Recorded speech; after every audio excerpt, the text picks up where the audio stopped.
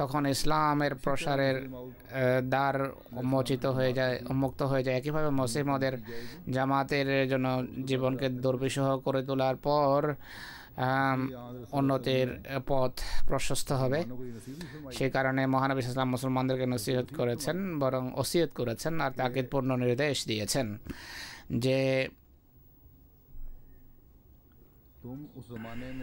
তোমরা সেই যুগে মোহাম্মদী মসিহকে যারা কষ্ট দেয় সেই শ্রেণীর অন্তর্ভুক্ত হবে না, বরং তাকে গিয়ে আমার সালাম পৌঁছাবে এবং তার সাহায্য করবে।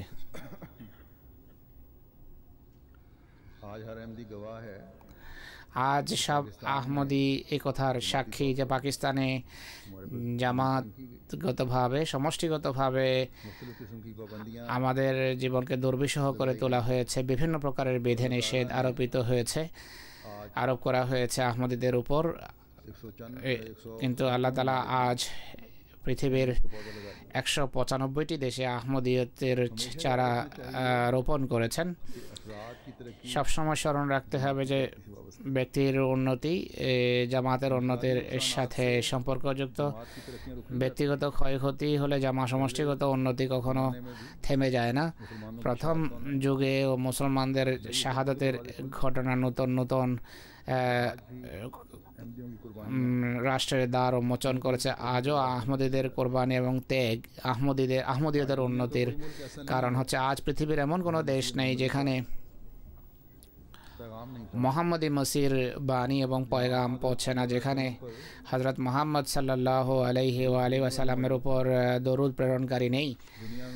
পৃথিবীতে এখন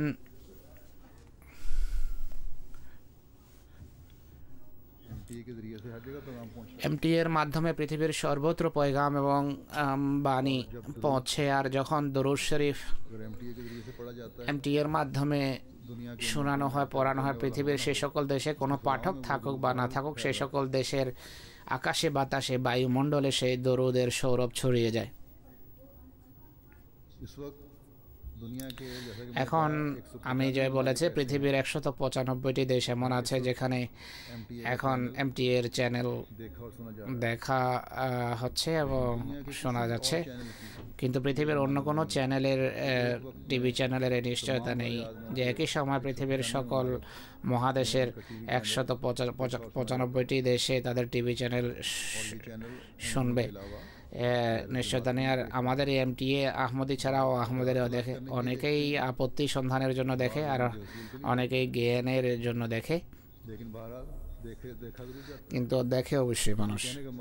তাই কথা বলার উদ্দেশ্য হলো ঐশী জামাতের এইটি পরিচয় যে আল্লাহ তাআলা বর্ণনা করেছেন যে কোনো দেশে জীবন যখন তাদের দুর্বিষহ হয়ে যায় তখন আল্লাহ তাআলা তাদের জন্য অন্যত্র বিভিন্নভাবে প্রাচুর্যের বিধান এবং ব্যবস্থা করেন। আর মোহাম্মদী মসির জামাতের সাথে বিশেষভাবে খোদা এই জন্য ব্যবহার করছেন বা করার ছিল যে ইসলামের চূড়ান্ত বিজয় খোদার প্রতিশ্রুতি এবং রাসূলুল্লাহর ভবিষ্যৎবাণী অনুসারে মসিহ মদের মাধ্যমেই ইসলামের বিজয় আসার ছিল। আল্লাহ তাআলা করুন আমরা ব্যক্তিগতভাবেও এই গুরুত্বপূর্ণ দায়িত্বকে বুঝে অনুধাবন করে তাকওয়ার উপর প্রতিষ্ঠিত হয়ে পরিচালিত হয়ে সেই লক্ষ্য অর্জনের জন্য যে উদ্দেশ্যে মসিহ মওউদ এসেছেন সেই লক্ষ্য অর্জনের জন্য যেন চেষ্টা করতে পারি, আর খোদার অশেষ এবং বেহিসাব প্রতিদান যেন আমরা দেখতে পাই এবং লাভ করতে পারি।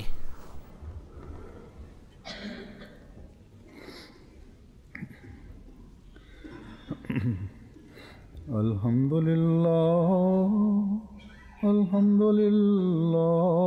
নাহমাদুহু ওয়া নাস্তাঈনুহু ওয়া নাস্তাগফিরুহু ওয়া নু'মিনু বিহি ওয়া নাতাওয়াক্কালু আলাইহি ওয়া নাউযু বিল্লাহি মিন শুরুরি আনফুসিনা ومن سيئات أعمالنا من يهده الله فلا مضل له ومن يضلله فلا هادي له ونشهد أن لا إله إلا الله ونشهد أن محمدا عبده ورسوله عباد الله رحمكم الله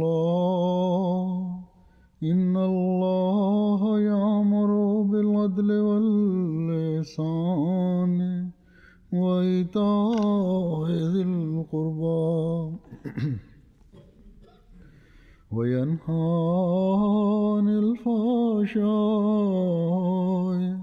والمنكر والبغي يعظكم لعلكم تذكرون اذكروا الله يذكركم وادعوه يستجب لكم ولذكر الله أكبر